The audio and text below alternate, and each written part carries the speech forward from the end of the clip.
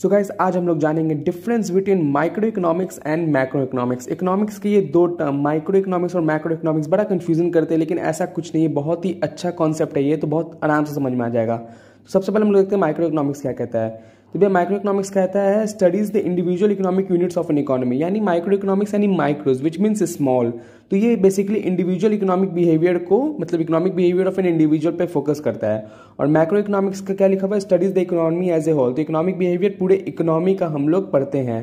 Micro economics में जो है बेसिकली डील किया जाता है प्रॉब्लम में allocation of resources and price determination, यानी सिंगल इंडिविजुअल लोगों का हम लोग यहाँ पे रिसोर्सेज और प्राइस डिटर्मिनेशन पे बात करते हैं।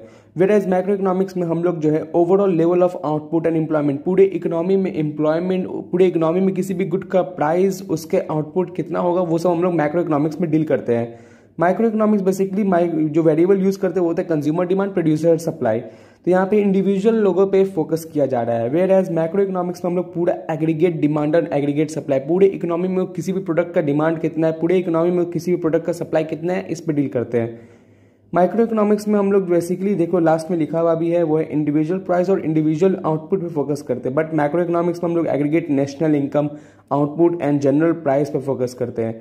तो इनसे हम लोग को साफ पता चलता है, अगर हम लोग को इससे समरी देखें तो माइक्रो इकोनॉमिक्स जो एक ग्रीक वर्ड से आता है जिसका मतलब होता है माइक्रोज विच मीन्स स्मॉल, और मैक्रो इकोनॉमिक्स जो ग्रीक वर्ड से आता है उसका होता है मैक्रोज विच मीन्स लार्ज।